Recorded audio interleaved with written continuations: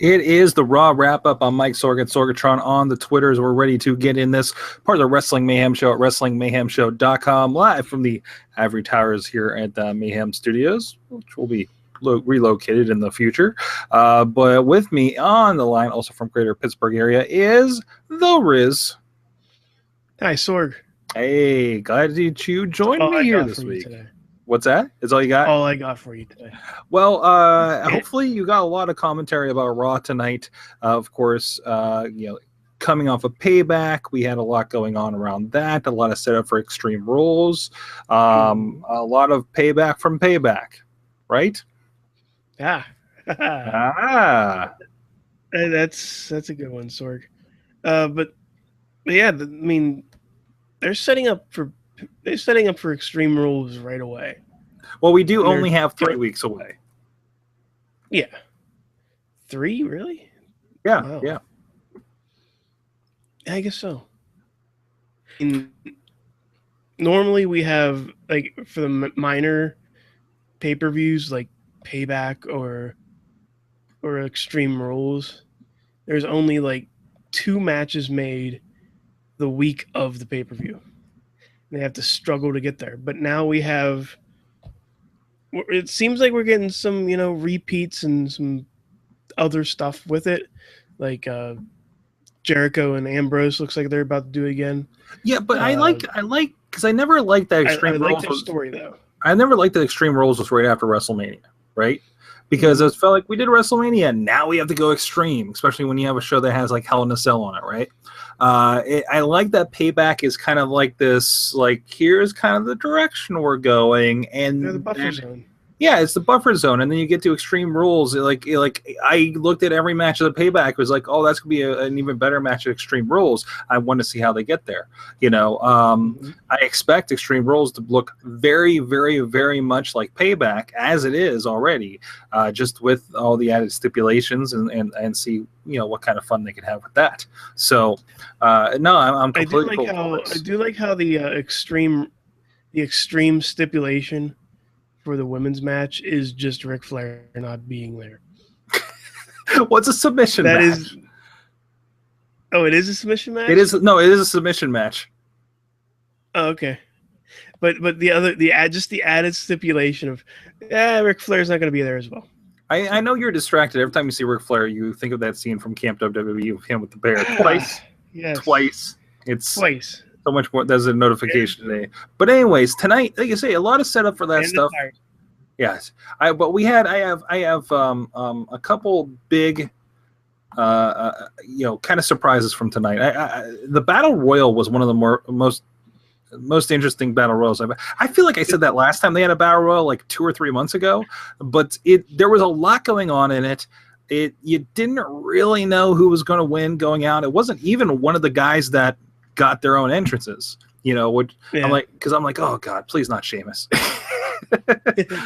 Anybody else at this point. Did you have the feeling they were going to give it to Titus? You kind of did. Like I kind of like I saw his picture on there above. By the way, the shortened version of Titus O'Neil, and it just looked. I thought I was going to pick him to win it. Mm-hmm. Yeah, but I was expecting good showing. It's nice to see him back again, and I hope they do something for real with him at this point. So I don't know, we'll see. But either way, I loved even like Zack Ryder. Like Zack Ryder's that guy that he's gonna hopefully not be done to death, but they're putting him in that kind of Sandow or Dolph Ziggler position where it's like he could do it, and no, and the fact that he did do it kind of raises that up again, right? You're like, well, he did at WrestleMania, he can completely do it again, right? Just to build that up to make us hate even more or love even more when Rusev gets it. He's on the giant roller coaster of the wrestling business, Sorg. He definitely is. He started climbing during the Edgehead era, and then he did his own thing with the Z Long Island story. Went up top to where he won the U.S. title, and then he went down really far when he did the feud with John Cena Eva Marie and Kane and that little cluster. And then now he's starting to climb his way back up where he I think at WrestleMania in that ladder match. So I'm gonna see if it keeps on going or if it's just downhill from there and it's time to get off. Well, we'll see. We'll see what happens with him. But I think he's just that card that's going to be just pulled whenever they have that opportunity. I mean, I just hope it doesn't turn into like a Dolph Ziggler where we need somebody that looks like he's dead. Let's pull on Dolph Ziggler like we did tonight. Which he did a very good job. Dolph Ziggler. No, we still have Dolph Ziggler. Sorry. Death to Ziggler. Dolph Ziggler is that Dolph Ziggler.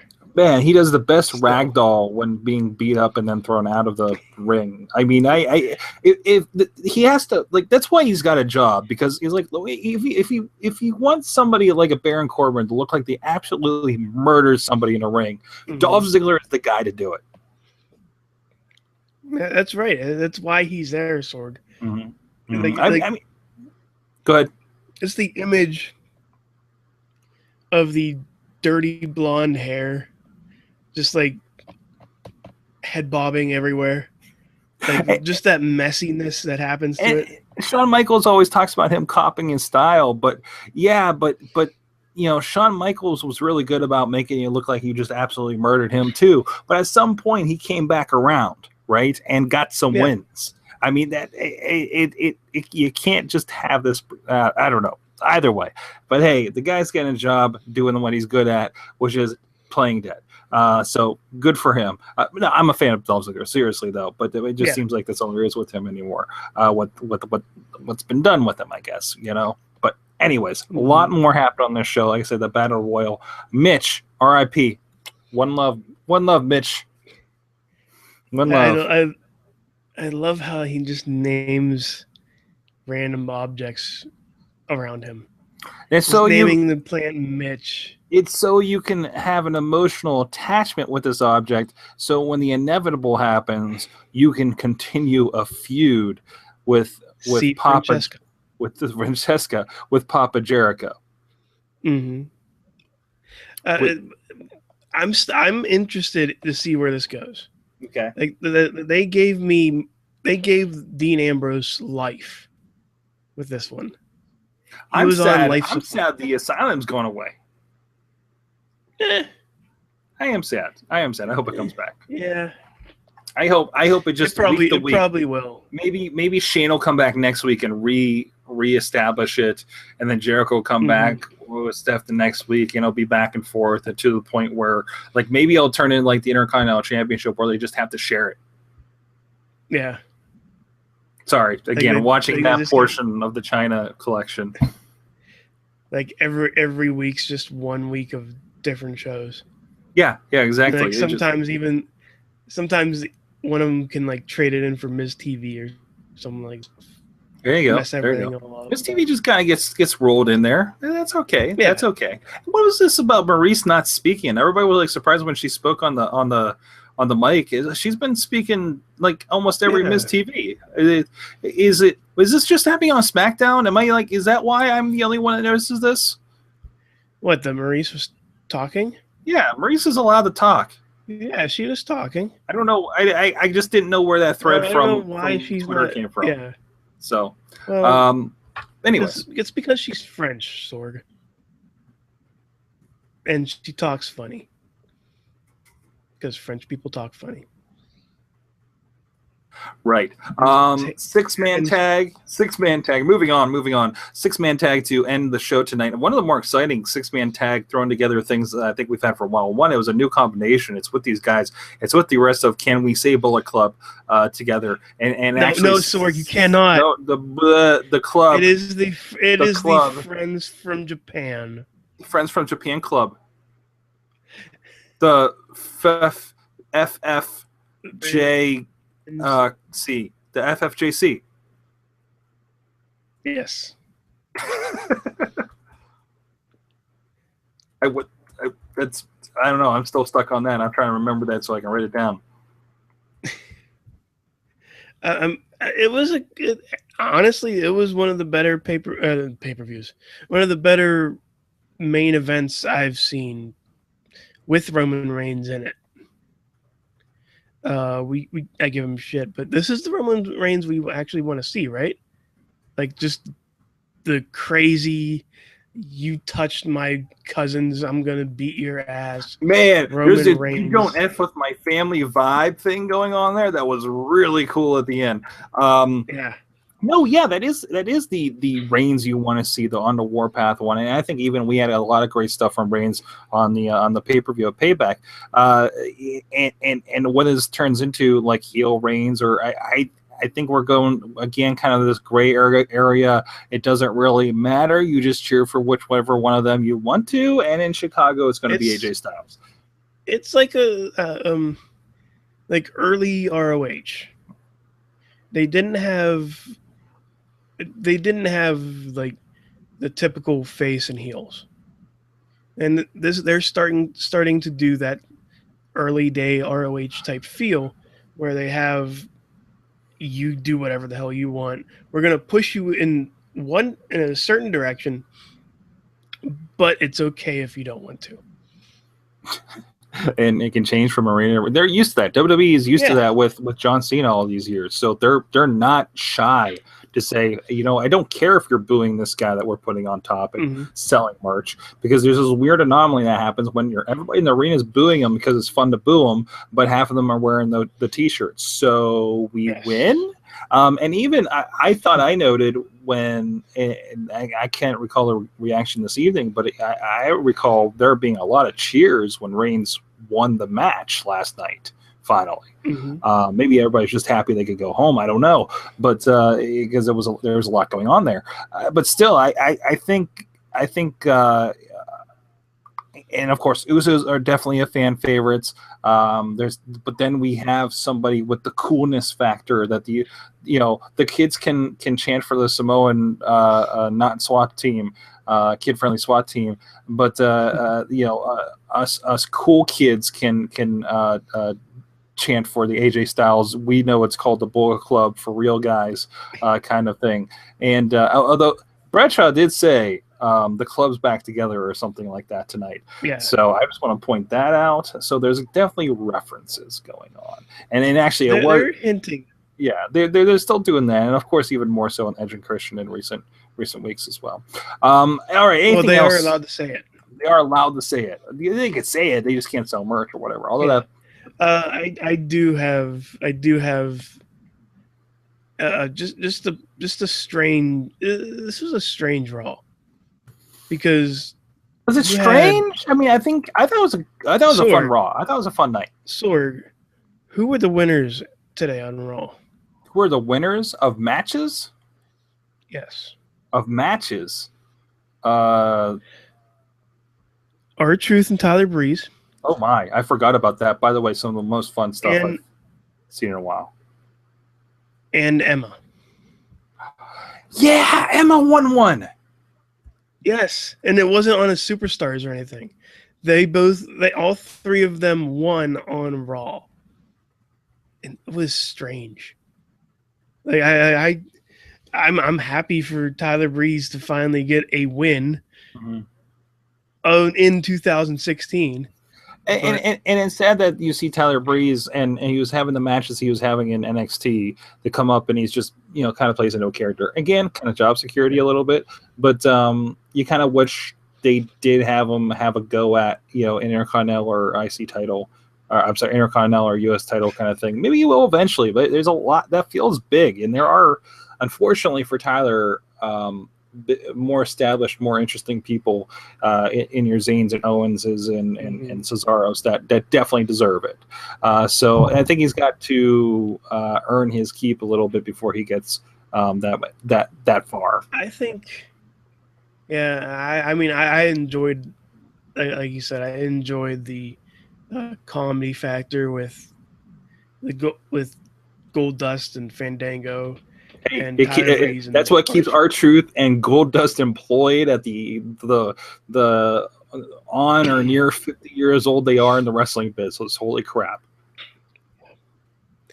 Good on them. Good on them for making that money, Sorg. Yeah, I mean, it's a part of the show. They call it a variety show, and I think that's the humor has to be there. And I feel like they've been flat with the humor on Raw. It has to be the variety, and to sneak that into like a minute segment in the middle of a 3-hour Raw is just he had a tree branch as a stick. And again, you saw a preview of that on SmackDown, my friend, and I was so excited to see that it came back. It's that and the awkward gyrations of Goldust with Fandango are my favorite. Next time I get out on the dance floor, probably for my brother's wedding here in August, that's exactly how I'm going to dance. We're going to put on the Fandango music and be awkward in the middle of the dance floor is what we're going to do. Look out, brother Sorg, it's coming. All the hip gyrating. Wow. That's my promise. Other than that, like I said, we mentioned the Divas match. Emma getting a win. I'm glad we're back to 2 Divas segments in a night. Oh, God, I'm still doing it. No, women's division. Yeah, come on. I still haven't been retrained. I apologize. And, of course, we mentioned... Lillian? What's that? Lillian this time, or is that JoJo? Or Eden, whatever her name is. I can't even keep up. Eden, I think, said that. There's so many announcers right now. But anyways. Sorry, I know I said JoJo, but all I can picture is just the image with her in the New Day, with the bootios on the booty. Bootios. Yeah, because I know JoJo was around last night. Random thought from last night. How does Cody feel that Eden's on every pay-per-view and he isn't? But anyways. Hey, Stardust. Come on. Love it. Aside from that, I thought it was a good Raw. So how much of Raw tonight was watchable, my friend? Being in Pittsburgh, I flipped back and forth because of hockey. There's a Pens and baseball. Game. Okay. But I did watch the majority of it, so I'd say about 2 hours. I'll give it a 2.5. I had fun watching it. It kept me into it. There was no point where I'm like, okay, next please. You know, everything kind of had a rhyme and reason, and it kept me in there.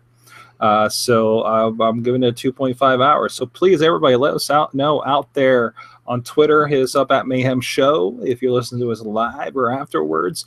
And let us know, what was your watchability rating out of the 3.5 hours of Raw that there was tonight? What was watchable for you? That's kind of our rating system here on this show.